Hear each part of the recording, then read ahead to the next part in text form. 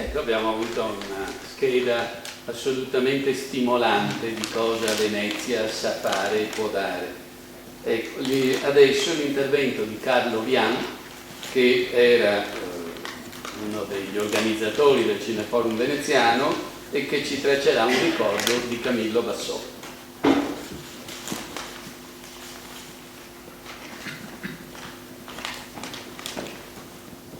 Ringrazio il Presidente di darmi questa possibilità di ricordare Camillo Bassotto.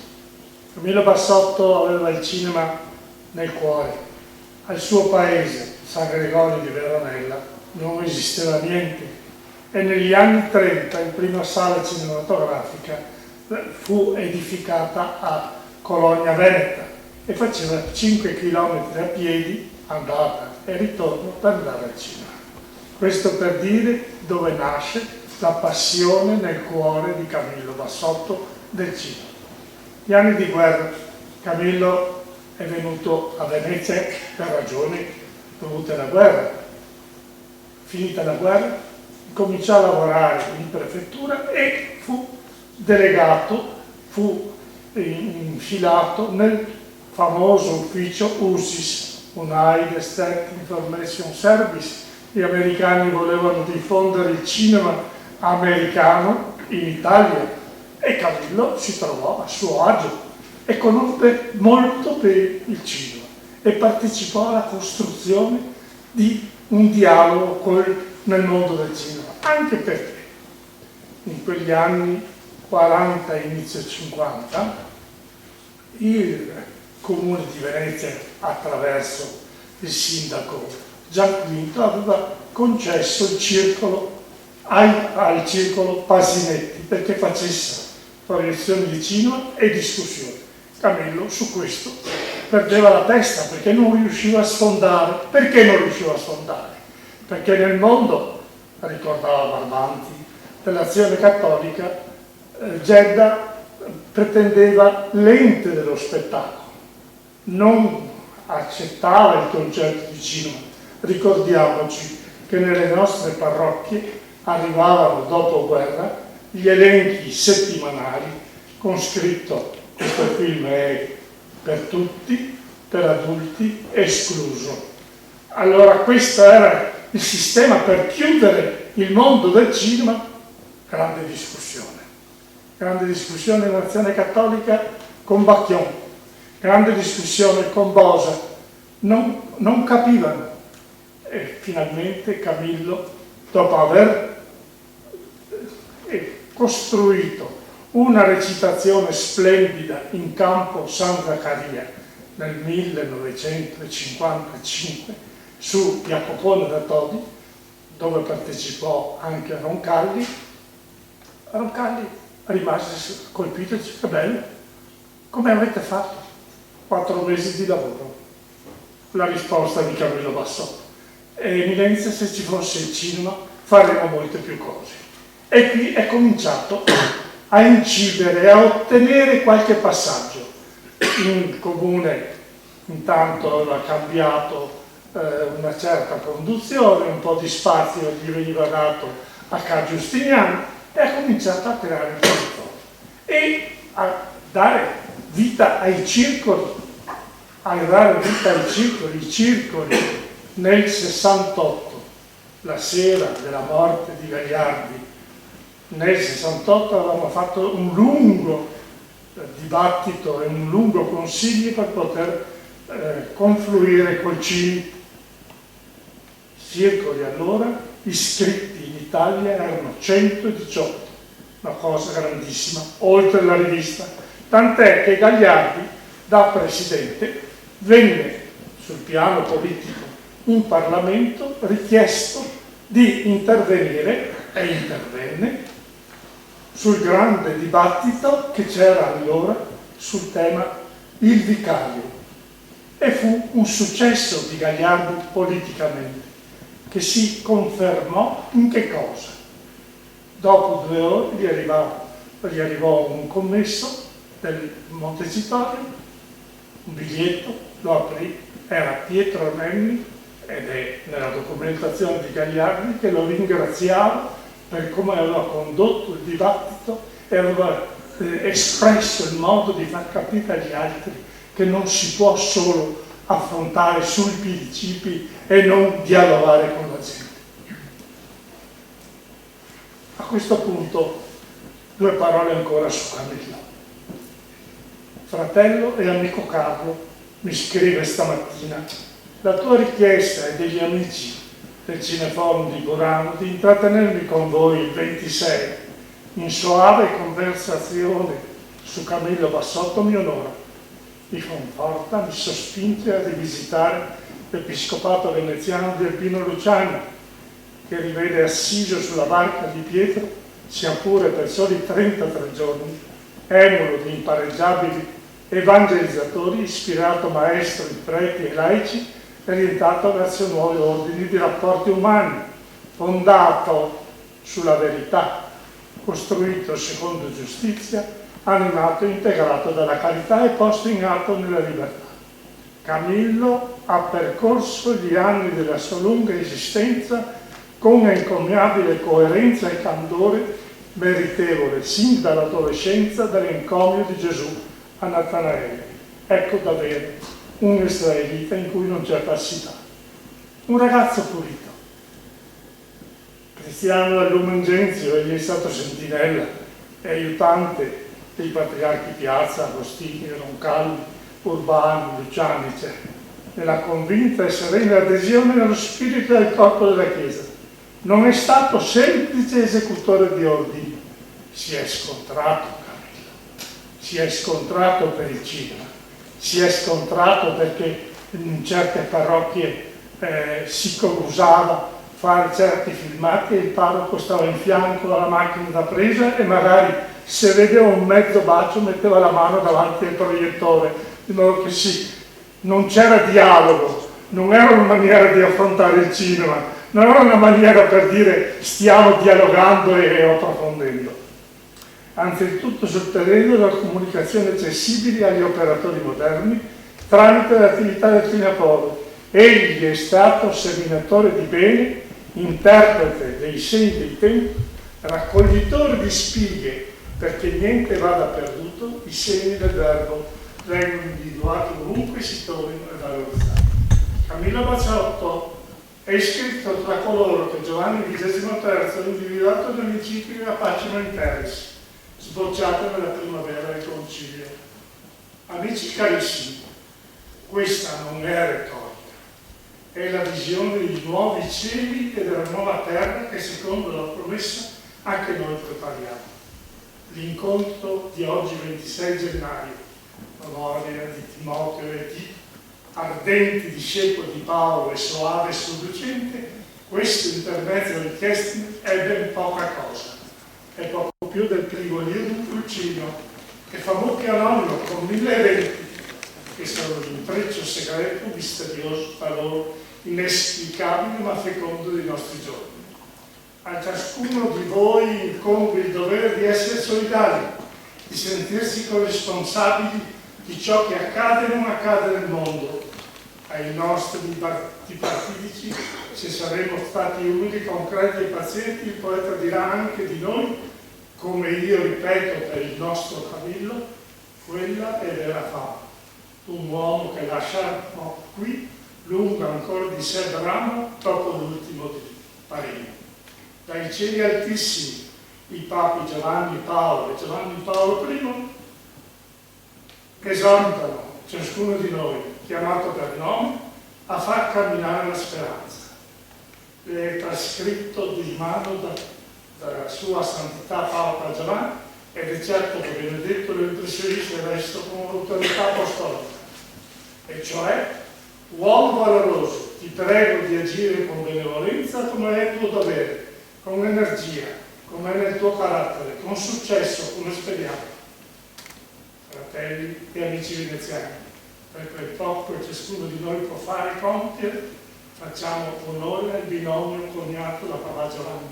fatto proprio da Paolo VI dei suoi successori, fedeltà e rigore, e voce che scende dal cielo, e implorazione incessante dei popoli, in particolare dei meno dotati, meno amati, meno aiutati. chiediamo allo Spirito di illuminare le nostre menti e riscaldare i nostri cuori. Camillo,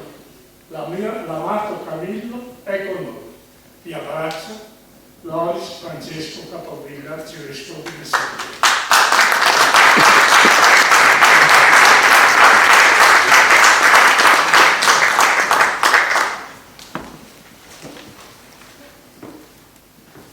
Bene, grazie anche di questa testimonianza. La parola a Marco Vanelli, che è direttore di Caviglia, Studi del Cinema, una rivista recente ma che raccoglie una tradizione invece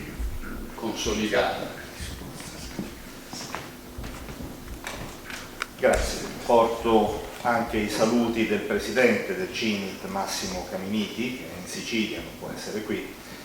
e sono qui appunto per ricordare anche un'altra attività legata al Cineforum italiano. Il metodo del Cineforum, che è stato ricordato prima, non si è applicato soltanto nella discussione dopo i film proiettati nei tanti circoli che il CINIT ha riunito e continua a riunire in tutta Italia, ma si è tradotta anche in attività editoriali, attività di studio, di promozione della cultura cinematografica, di un metodo di analisi del film che fa sì che il film diventi fruibile per tutti. E quindi, così come nel 1970 è nato il CINIT, appunto da una costola di Cineforum a causa delle scissioni che sono state ricordate prima, è nata anche la rivista CM, che stava proprio per comunicazione di massa, fondata da Bassotto, da Dorigo, da Lisci, di Montanaro, che è qui, e da tanti altri collaboratori che in più di 40 anni hanno cercato di fornire ai lettori degli strumenti di lettura dei mezzi di comunicazione di massa.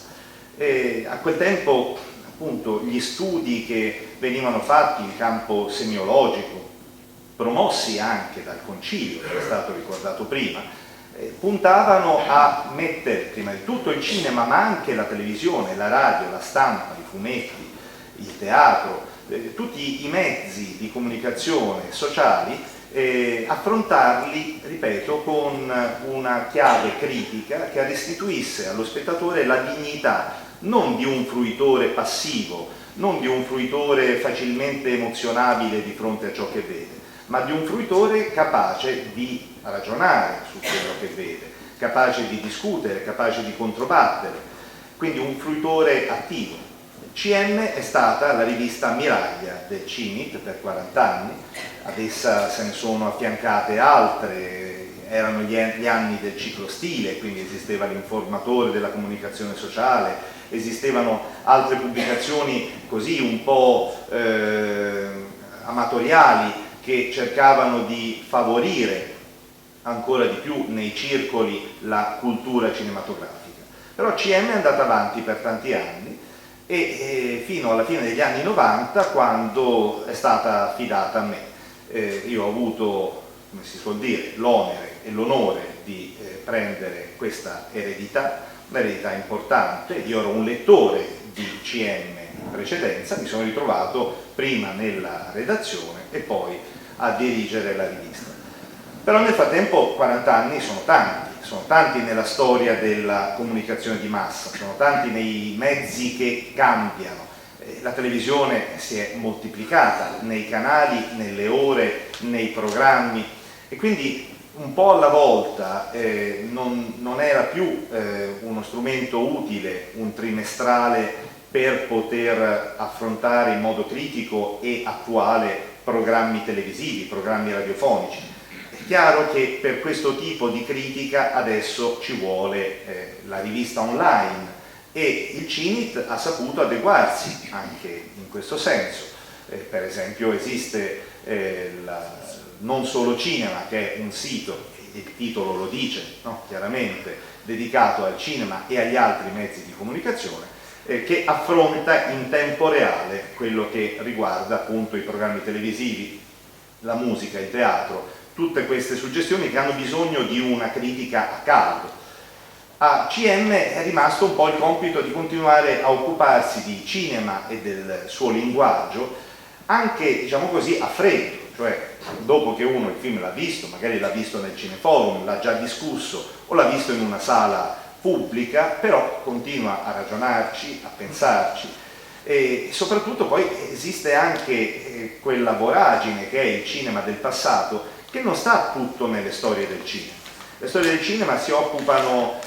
dei grandi fenomeni, dei grandi autori, ma anche all'interno dell'opera dei grandi autori troviamo ancora dei settori inesplorati, ed è questo un po' come dire, il taglio che da quando io ho ereditato CM ho cercato di dare, di specializzarci sul cinema, anche sul cinema del passato oltre che del presente, ma sul cinema marginale, quello non ancora studiato, magari dei grandi autori. Nel frattempo c'è stata l'occasione di riscoprire film di Mario Soldati, di scoprire film dimenticati di De Sica, di Visconti, esperimenti cinematografici, come prima veniva ricordato, legati alla Chiesa cattolica, per cui a un certo punto si è cercato di fare in Italia, grazie al Vaticano, quello che in Italia non era mai esistito: produzione, distribuzione, esercizio. Esisteva una casa di produzione del Vaticano che distribuiva anche i suoi film e aveva l'esercizio, cioè le sale cinematografiche. Ecco questa costituzione verticale, diciamo, del cinema. Comunque, lasciamo perdere, torniamo a Cabiria. Cabiria che cos'è? È CM nuova serie, però gli abbiamo voluto dare una nuova veste grafica, abbiamo voluto rilanciarla, anche perché un nome come CM, che dice moltissimo a tutti coloro che fanno parte del CINIT, a coloro che sono stati amici di Bassotto, di Dorigo, però ormai diceva poco ai lettori che non capivano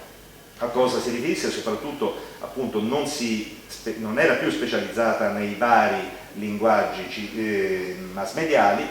ma abbiamo preferito dare un titolo come Cabiria. La numerazione è la stessa, c'è scritto chiaramente che è la continuazione di quell'esperienza, però Cabiria è un nome evocativo per chiunque ami il cinema, sia perché è il primo film italiano importantissimo che fa il giro del mondo, anche grazie al nome di D'Annunzio che lo sponsorizzò, ma soprattutto in virtù della bellezza del film, della qualità del film, delle novità espressive, il carrello che veniva usato, addirittura Hitchcock racconta come negli anni del muto, negli anni dell'espressionismo tedesco, quando Hitchcock si forma in Germania, il carrello, la carrellata veniva chiamata Cabiria, proprio in onore di questo film italiano. Ma Cabiria nell'immaginario, nella memoria dei cinefili, è anche Le notti di Cabiria, di Fellini.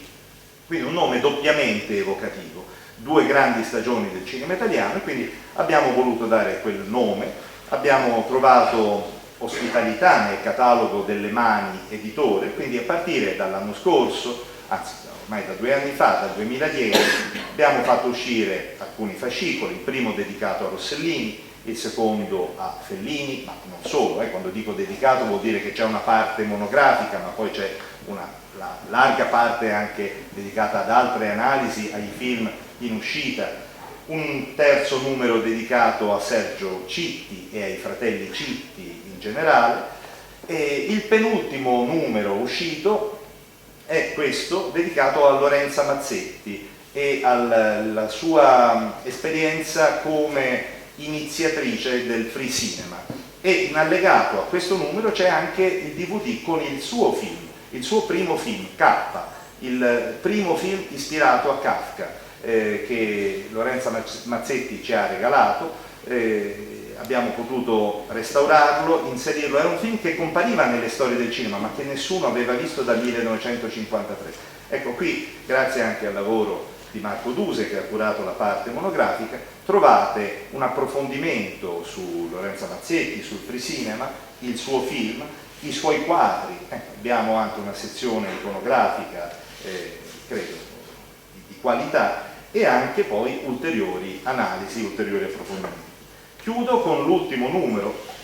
Tra l'altro tutti questi numeri li potete trovare qui presso la biblioteca della Querini Stamparia, ma li potete trovare anche all'entrata per chi fosse interessato a vedere, a consultare, a prendere. L'ultimo numero è di nuovo dedicato a Rossellini. Abbiamo preso in prestito come titolo di questa monografia una frase da uno dei primi film di Bernardo Bertolucci, prima della rivoluzione: non si può mica vivere senza Rossellini. Lì è un personaggio di questi cinefili di provincia, Parma, che dice al protagonista: Fabrizio, ricordati, non si può vivere senza Rossellini. Perché? Perché Rossellini, prendiamo lui come punto di riferimento, ma veramente potremmo estendere questa attenzione a tanti altri, ma Rossellini ancora si rivela una miniera. E andando a cercare negli archivi, qui troviamo un memoriale di un suo collaboratore nel periodo fascista, troviamo un'analisi della sequenza tagliata dal Francesco Giullare di Dio, film famosissimo presentato qui a Venezia nel 50, fu un fiasco colossale di critica, di pubblico al tempo. Oggi nessuno si sognerebbe di criticare un film del genere. Però c'era un episodio che è stato tagliato, un episodio perduto, e qui abbiamo ritrovato le foto di scena, abbiamo cercato di ricostruire la storia di quell'episodio e così ci muoviamo, ecco, con le testimonianze di altri autori come Carlo Lizzani, che ha lavorato sul set di Germania Anno Zero, con i contributi di Adriano Apra, che è uno storico tra i più importanti, se non forse il più importante storico del cinema italiano, che ci parla di nuovo di Rossellini, dei suoi film con la Bergman, ma non manca anche la parte contemporanea. Ci sono i film in uscita, certo quelli principali, quelli più importanti, quelli che ci sembra meritino un approfondimento. Questo è lo sforzo editoriale che il CINIT adesso sta facendo insieme a tante altre pubblicazioni. Non si è limitato soltanto alla rivista, l'attività editoriale del CINIT, ci sono stati tanti libri di Bassotto, di Dorigo, continuano ad essercene ancora tanti. Speriamo di poter continuare anche in futuro, nonostante la crisi generale finanziaria che riguarda tutti quanti, ma ovviamente riguarda anche le associazioni di volontariato che vivono dei contributi dello Stato e dei soci. Grazie.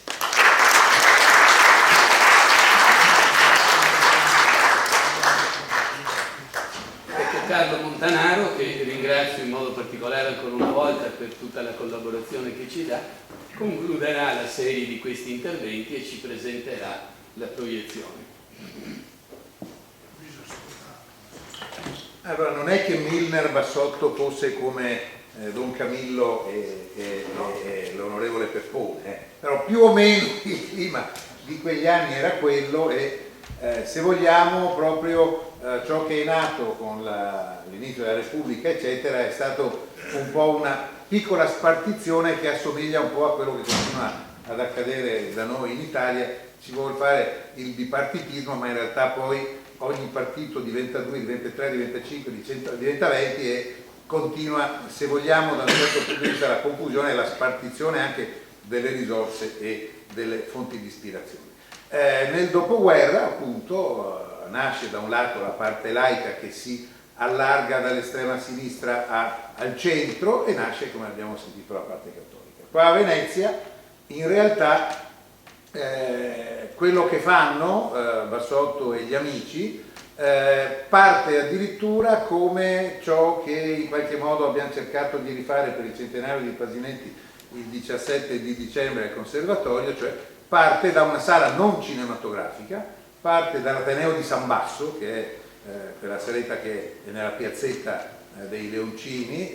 di fianco alla chiesa di San Marco, e mi raccontavano appunto, io, siccome ha la mia età il Cineforum, anche se in realtà è un po' più vecchio di me, perché è nato il 25 aprile del 46 e non qualche giorno dopo che sono nato io, ma mi raccontavano appunto che si entra o dalla piazza o da una calletta, la porta principale sarebbe della calletta, che ha una bella bussola di legno, sopra mettevano il proiettore 16 mm. Passo ridotto, così come faceva Pasinetti prima col Cineclub Venezia, poi col Cineguf, eccetera, eccetera, e lì la testimonianza di uno che quasi con i calzoni corti ha cominciato ad andare mi diceva che altro elemento che forse ha a che vedere con la programmazione culturale del cinema in Italia, cioè Ragionier Fantozzi, fecero anche con immenso successo però, e forse solo una volta, anche il Potionkin. Comunque il Potionkin fu uno degli ultimi film proiettati, perché l'ultima stagione del Cineforum veneziano ebbe proprio una retrospettiva piuttosto completa di Bernardo Bertolucci e di Eisenstein, proprio quando si decise di chiudere, perché anche la situazione più che politica amministrativa non lo consentiva più. Ca' Giustiniani in qualche modo non si era più graditi, e quindi in realtà si volle fare una sorta di piccolo fuoco d'artificio, dopo il quale si disse: ok, abbiamo capito, ci fermiamo e in qualche modo siamo contenti e onorati di quelli che siamo riusciti a fare. Per tornare a bomba, non solo appunto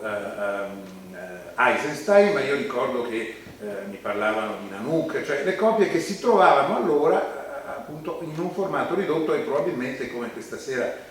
invece abbiamo la possibilità di vivere dal vero una vicenda importante anche dal punto di vista musicale, proprio erano muti e basta. Dopodiché ci fu, vedendo che c'era, come si può dire, richiamo e presenza da parte del pubblico, ci furono le tappe successive, il cinema Giorgione, il cinema Olimpia,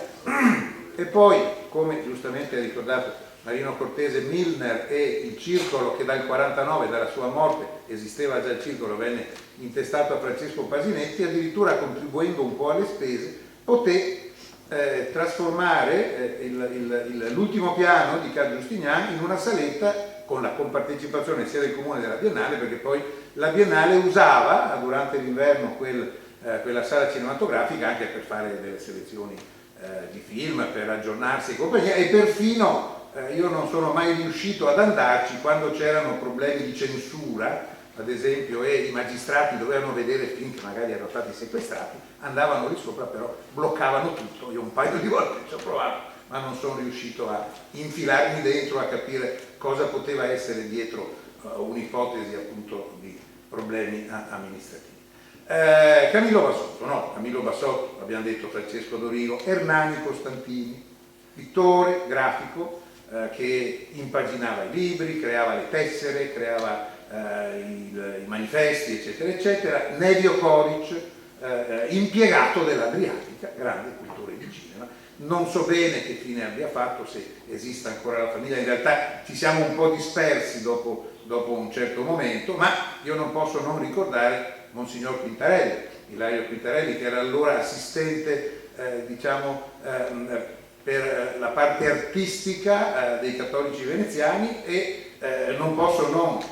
ricordare Maurizio Leandro, l'avvocato Bertoldi, e questo era il gruppo di personaggi con i quali ci si confrontava, perché verso gli anni 60, a metà degli anni 60, cioè dopo parecchi anni di Cineforum, anch'io ero ancora liceale, sono entrato a far parte appunto del team, e non vorrei ci si dimenticasse di un'altra presenza queriniana. In realtà nella cabina di regia c'era un altro personaggio che mi serve molto per far capire qual era lo spirito: Germano Quattaro. Esisteva Don Germano, Monsignor Germano, ma in realtà Maestà Monsignor. non è stato Monsignor. Allora lo nomino io adesso al nome di tutti, perché credo ne avesse più, giustamente non è stato, essendo un prete scomodo. E quindi chiedo scusa di averlo detto, però confermo che mi sarebbe piaciuto lo fosse stato. E Germano, diciamo, non è che fosse presente, però era una sorta di, come posso dire, idea incombente quasi, nel senso che io credo che se il Cineforum veneziano è andato avanti e il Circolo Pasinetti invece ha chiuso a un certo momento, è perché forse quello che è stato importante da ricordare a Venezia anche, credo dal punto di vista politico, io non l'ho mai fatta la politica, ma so che quel gruppo di personaggi, alcuni dei quali sono anche qui presenti questa sera, altri non ci sono più, Vladimiro Dorigo e altri eccetera, con l'amorevole presenza di Giovanni XXIII, eccetera, hanno creato un modello politico-amministrativo che poi è stato alla base, credo, del centro-sinistra, non credo di dire stupidaggini nel dir così, un modello importato in Italia. Ma questo era anche perché c'era tolleranza. E allora la tolleranza non era tanto per dire io permetto che succedano delle cose, no, io voglio che succedano delle cose alle quali possano partecipare tutti. non solo i cattolici, non solo quelli che non sono magari perfettamente d'accordo, ma dove la matrice c'è nell'idea di fondo del servizio, ma non nella confessionalità di quello che viene proposto. E quindi i programmi del Cineforum veneziano, non so se vi do l'idea per capire, verso 3/4 del suo cammino sono arrivati a fare la personale di Tinto Brassa. Ma non perché eravamo in cerca di fare scandalo, anche se in realtà io ricordo di quelle lettere che ve le raccomando. Però in realtà la libertà era tale che si voleva vedere tutto e poteva essere visto tutto, proprio perché pur avendo le matrici, ripeto, alle spalle e la coerenza nelle scelte, in realtà si lavorava in ambiente assolutamente normale e laico. Cioè, quello che è avvenuto di scandaloso, che ha costretto una parte del Cineforum a fare questa scissione di cui si è parlato più volte, è stato proprio questo, cioè perché dato che siamo sufficientemente liberi bisogna addirittura posizionarsi confessionalmente in un radicalismo che in realtà non è che cambiasse l'approccio al fenomeno cinema o al metodo cinema, era semplicemente, ed è alla fine è stato proprio così, un piccolo colpo di Stato interno, di potere per gestire meglio determinate cose, eccetera, eccetera. Io non voglio entrare in polemiche, anche perché, ripeto, non mi appartengono queste cose,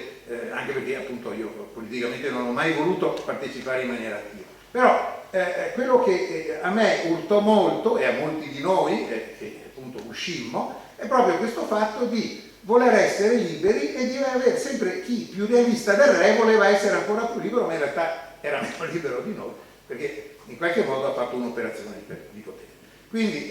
noi siamo andati avanti, abbiamo continuato, molti si sono staccati e Venezia è rimasta alla base di tutto, perché io vorrei solo ricordare brevissimamente, perché i minuti camminano, che con appunto la nascita del movimento Cineforum, padre Felix Morillon, che è l'iniziatore del sistema, passò anche per Venezia, che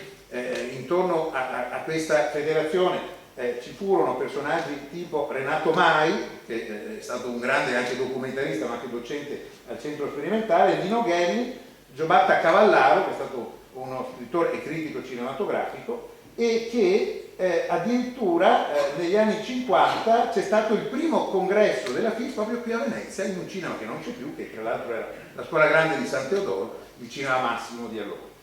Quindi non solo diciamo, esistono dal punto di vista della Venezia degli elementi che hanno permesso l'approfondimento culturale, eccetera. La mia partecipazione al Cineforum ha contribuito a fare le sezioni studi, io riuscii a fare, aiutato dai personaggi più diversi, una retrospettiva di Charlie Chaplin quando ancora i film di Chaplin erano assolutamente invisibili, cioè prima che ricevesse il Leone d'Oro alla mostra di cinema e sbloccasse una parte dei film, e prima dell'epoca che vediamo adesso di videocassette e DVD, in cui praticamente, per non dire ciò che si scarica col computer, in realtà erano film che non si riusciva assolutamente a vedere, e poi appunto la mia presenza ha aperto un'altra strada importante, ne ho appena fatto cenno, cioè gli ultimi 10-15 anni di Cineforum sono stati le personali. Abbiamo cercato di prendere in mano i grandi registi, trovare tutti i film, e devo dire orgogliosamente che un paio di questi registi, ad esempio in un anno facemmo America dove vai, e c'era dentro, guarda caso, Altman e Russell, che sono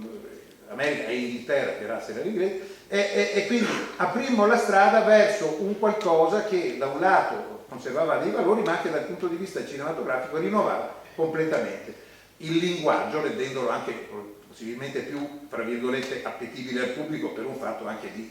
capacità di comunicativa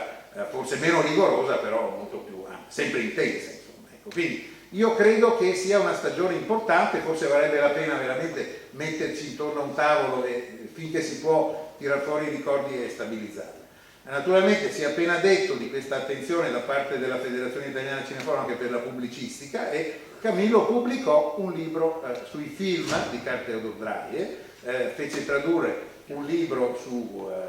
Berman fatto da un altro regista, Donner, e questa passione per Dreyer se l'è portata appresso sia nel suo ruolo non si è ricordato, Camillo era capo ufficio stampa della Mostra Internazionale d'Arte Cinematografica di Venezia, oltre che conservatore della Cineteca, e quindi proprio ai tempi di Chiarini ha potuto far venire Dreyer a Venezia, gli hanno dato una medaglia, una cosa, cioè c'era un rapporto quasi filiale nei confronti di questo grande maestro, e quindi diciamo che questa sua passione se l'è portata avanti fino alla fine, perché un anno prima di morire, un anno e mezzo prima di morire, ha fatto proprio un libro sulla Giovanna d'Arco, e l'ultimo libro poco prima di morire fu invece sempre dedicato a Eisenstein. Quindi in realtà noi abbiamo una sorta di vita tutta dedicata al limite a un qualcosa che questa sera, ed è per questo che abbiamo pensato di farlo, vedremo insieme. La Giovanna d'Arco è un film assolutamente, come posso dire perfetto, forse sì,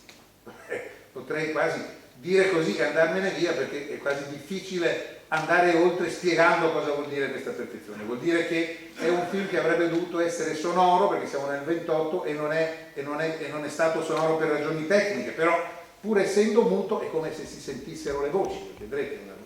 conoscete sicuramente, ma rivederlo è di un'intensità tale che sembra quasi appunto di sentir parlare. È un film tutto incentrato sui primi piani, anche se quei momenti rarissimi più larghi in realtà fanno capire, in una scenografia quasi lattiginosa, la mancanza di spessore delle accuse, la cattiveria, la non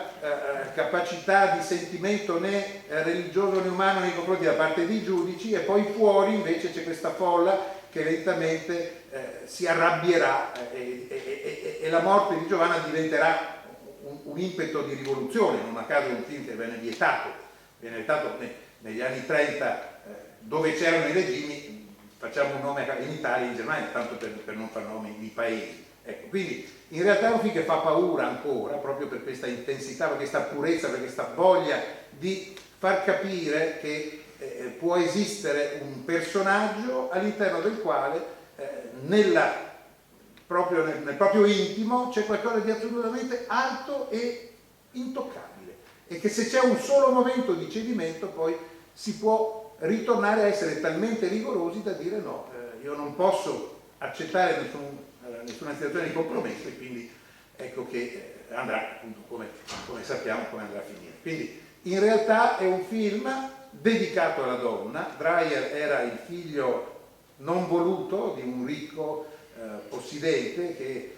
purtroppo ha costretto la sua serva a servirlo da tutti i punti di vista, e che poi è stato dato subito in affido. La mamma è morta in una maniera assolutamente drammatica, perché questo signore non la trattava nemmeno da essere umano, e lui crescendo ha sempre avuto un rapporto di amore e odio nei confronti della donna, ma questo amore e odio era in realtà l'idea che la donna era talmente sublime e superiore che anche attraverso il cinema lui avrebbe potuto fare dei ritratti di donna molto forti, e che era tutto quello che lui non aveva avuto dalla madre. E quindi all'interno di questo ragionamento c'è anche questa Pulzella, questa donna, tra l'altro un'attrice bravissima, come vedrete, che dopo questo film non è riuscita a fare nient'altro per il cinema, anche perché è di una tale intensità emotiva, e soprattutto è un film che Dreyer, cosa che è difficilissimo dal punto di vista cinematografico ottenere, ha potuto girare cronologicamente dall'inizio alla fine, proprio per permettere soprattutto all'attrice di entrarci dentro gradualmente e vivere quasi fisicamente il personaggio che ha portato sullo schermo. Ultimissima cosa, è un film sfortunatissimo, è un film che appena uscito con la nascita del sonoro ebbe un successo molto relativo e scomparì presto, ma scomparì definitivamente presto perché il negativo prese fuoco, andò distrutto, e Dreyer stesso con i doppi, cioè con le scene che non erano state montate pur essendo quasi perfette, ha rimontato una copia che poi a sua volta è andata dispersa, eccetera eccetera, e negli anni 50 un critico e storico ne ha fatto la versione che più o meno si conosceva fino a qualche anno fa, mettendo della musica molto malmessa, apocrifa, con delle didascalie, con degli sfondi tipo vetri di cattedrale o cose di questo genere, rendendo un pessimo servizio appunto al film. Lo Duca ebbe anche una carta da Dreyer che gli permetteva di fare ciò, ma Dreyer non aveva capito che c'era uno scempio e non l'idea di far rinascere questo suo capolavoro. Tutto quanto è andato male fino a quando negli anni '80 c'era una didascalia all'inizio non tradotta in francese che dice semplicemente che in Norvegia, nella soffitta di un manicomio, dove il film chissà come mai era arrivato ed era una copia tirata da questo negativo che subito dopo andò distrutto, finalmente hanno ritrovato questa copia che è probabilmente la più completa, è quella della prima proiezione, quindi quella che noi vedremo è proprio la copia originale licenziata da Dreyer, sulla quale Giovanni Mancuso ha costruito con i suoi amici. Invito Giovanni, è inutile che ne parli io perché l'ho fatto tutto. Allora passo la parola a Giovanni che ci spiega qual è l'idea che sta dietro questa partitura. Esisterebbe una partitura originale che però prevede orchestra, coro, un ambaradan, e che io sappia non esiste nemmeno una versione video o altro che abbia mai riprodotto questa versione. Grazie.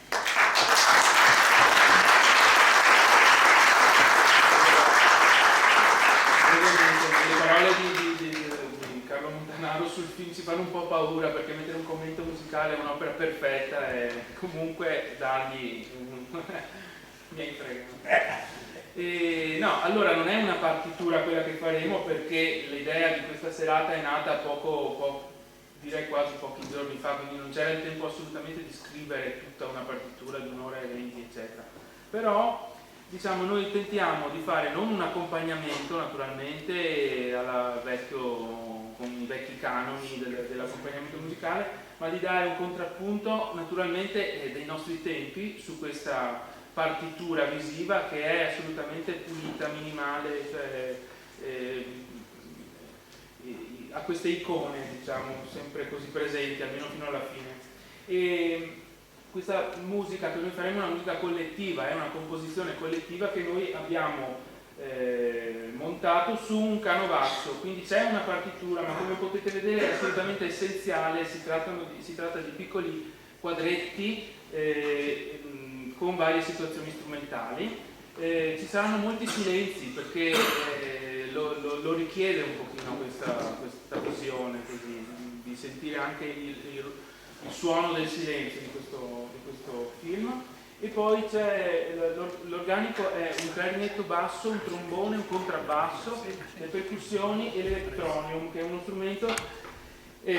molto vecchio, dico che è quasi dell'età del film, però ci siamo, quindi ho fatto una preghierina perché è delicatissimo, basta niente e fa rumori strani, però è uno di quei suoni che si potevano sentire forse negli anni 30 e 40. Gli esecutori sono Alberto Collodella al clarinetto basso, Umberto De Nigris al trombone, Andrea Carlon al contrabbasso, Peter Gallo alle percussioni e io sono Giovanni Mancuso a questo strumento. Grazie.